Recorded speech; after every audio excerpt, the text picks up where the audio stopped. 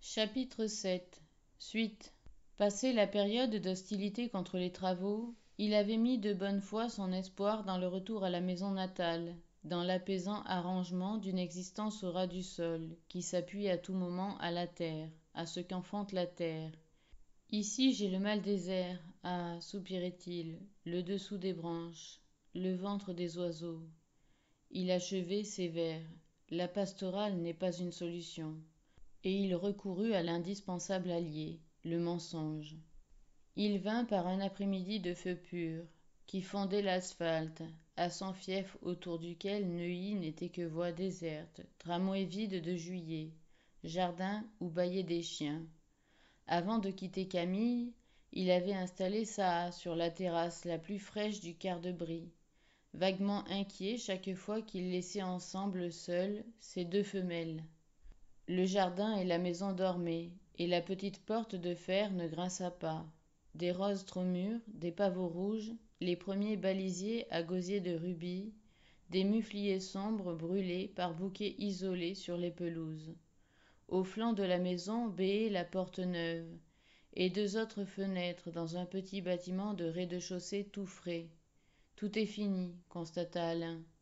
Il marchait avec précaution, comme dans ses songes, et ne foulait que l'herbe. Au murmure d'une voix qui montait du sous-sol, il s'arrêta, prêta l'oreille distraitement. Ce n'étaient que les vieilles voix connues, servilité, bougonnement cultuel, les vieilles voix qui disaient autrefois elle et Monsieur Alain, et qui flattaient le petit bonhomme blond, la grêle forme virile, son aiguillon enfantin. J'étais roi, se dit Alain, en souriant tristement. Alors c'est bientôt qu'elle va coucher ici demanda distinctement une des vieilles voix. C'est Adèle, se dit Alain. Étayé au mur, il écouta sans scrupule. Comme de bien entendu, dit Émile en chevrotant. Cet appartement, c'est bien mal combiné. La femme de chambre, une basquaise grisonnante barbue, intervint. Je vous crois. De leur salle de bain, on entend tout ce qui se passe dans les vapeurs. Monsieur Alain n'en sera pas charmé. Elle a dit la dernière fois que elle est venue qu'elle n'avait pas besoin de rideaux dans son petit salon puisqu'il n'y a pas de voisins sur le jardin. Pas de voisins? Alors et nous, si on va à la buanderie, qu'est-ce qu'on verra quand elle sera avec monsieur Alain? Alain devina des rires très bas, et l'antique Émile reprit. Oh, on n'en verra peut-être pas tant que ça. Elle se fera remiser plus souvent qu'à son tour. Monsieur Alain n'est pas quelqu'un à se laisser aller comme ça, sur les divans, à toute heure de jour et de nuit. Pendant un silence, Alain n'entendit que le bruit d'une lame sur la pierre à couteau. Mais il resta aux écoutes contre la muraille chaude, cherchant vaguement des yeux, entre un géranium embrasé et le vert mordant du gazon, le pelage pierre de lune de Saha. Moi, dit Adèle, je trouve ça entêtant, le parfum qu'elle se met.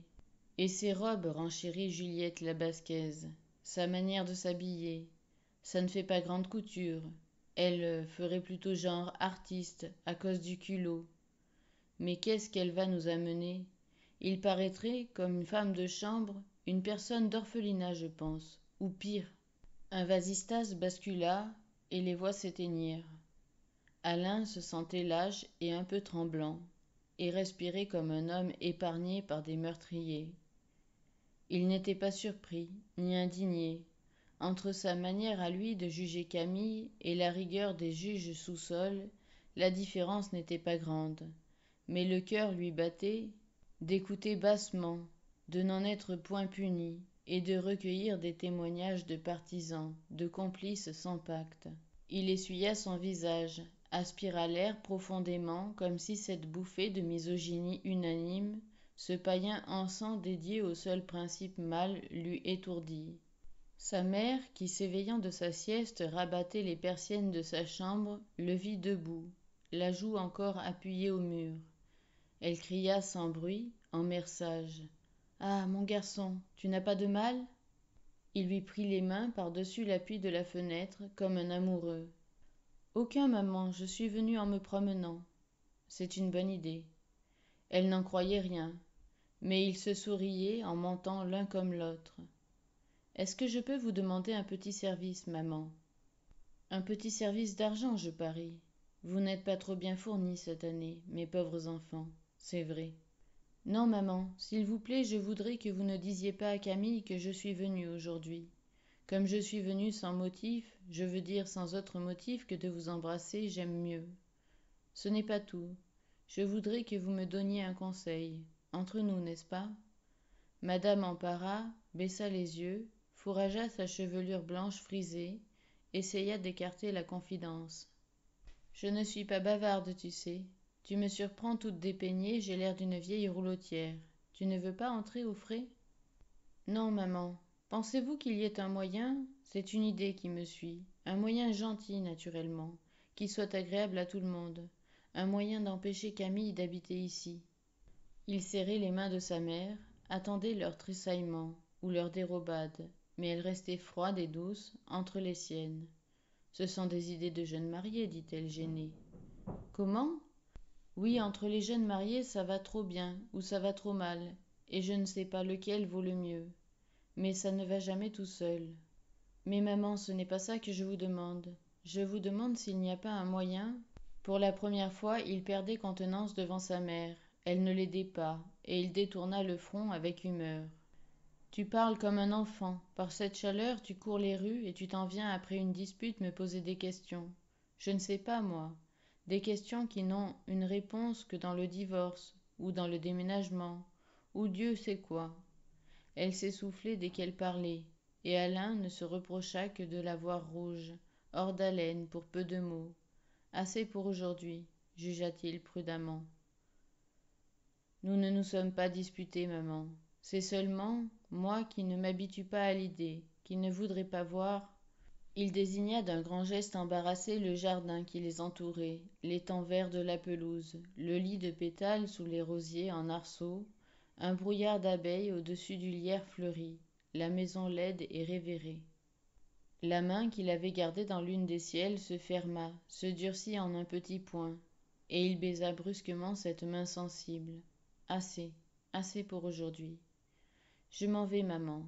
Monsieur Veuillet vous téléphone demain à 8 heures pour cette histoire de baisse des actions. J'ai meilleure mine, maman?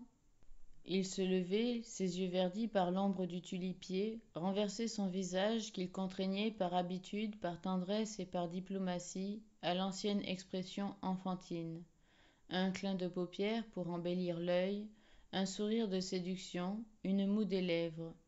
La main maternelle se rouvrit, passa par-dessus l'appui de la fenêtre, atteignit et palpa sur Alain les points faibles et connus, l'omoplate, la pomme d'Adam, le haut du bras, et la réponse ne vint qu'après le geste.